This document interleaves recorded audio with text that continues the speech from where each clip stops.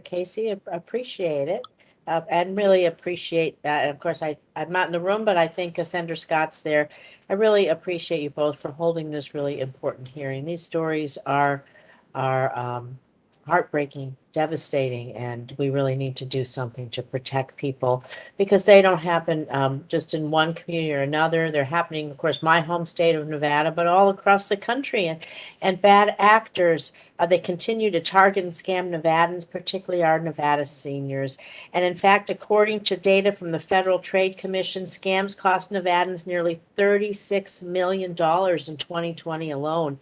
ID theft, fraud remains the top type of scam targeting Nevadans, much of it done through phishing and phone calls. And particularly worrisome to me is that scanners are increasingly holding on to personal data for long periods of time, even up to a year or two after obtaining it, leaving seniors and others kind of in the dark as to when their data might be used. In some cases, we're witnessing scammers utilizing data obtained in the early days of the pandemic.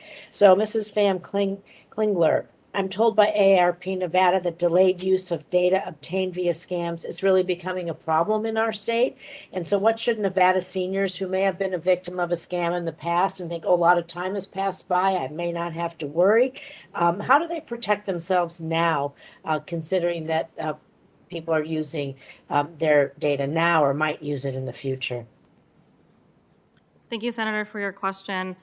My advice and my encouragement is for them to safeguard all their banking information, changing banking account numbers, monitoring their credits, and ensuring that there's an alternative person who has oversight over their finances, such as a loved one or someone that they trust that has a secondary eye on their banking stuff. Thank you, Senator. Thank you. I want to move to something else that really happens a lot in Nevada. I know it happens across the country as well, particularly after disasters, are these home repair scams. Because according to the Nevada State Contractors Board, since the beginning of the pandemic, there's been a marked increase in complaints to the board about unsolicited individuals. You know, they just go door to door in my town and all across Nevada. They claim to be contractors. They offer home repairs at lower rates. But actually they're unlicensed, and they put high pressure tactics for people to put money up front. They leave no paper trail. They gravitate to some of our communities where English language is limited English proficiency, and that compromises a lot of groups in Nevada. So, Dr. DeLima, are you observing home repair scams across the country as well, particularly in the wake of natural disasters, other events exacerbated by climate change? We have a lot of wildfires, of course, up and down Nevada and across the West. So, how's the FTC responding to these, and particularly for those with limited English proficiency?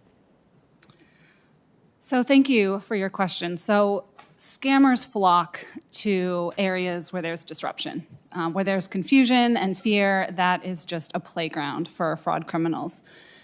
So while I can't speak from the perspective of the FTC, I can say that when we think about consumer education, education is best delivered in the moment when it's relevant. So when there is a natural disaster, that is a time we need to alert those communities to the fact that there will be criminals, even the people going door to door to try to take advantage of them at a time when they're hit hardest emotionally. So informing people, never do business with someone who comes to you. Never do business with someone who comes to you. Do your due diligence. So thank you for that question.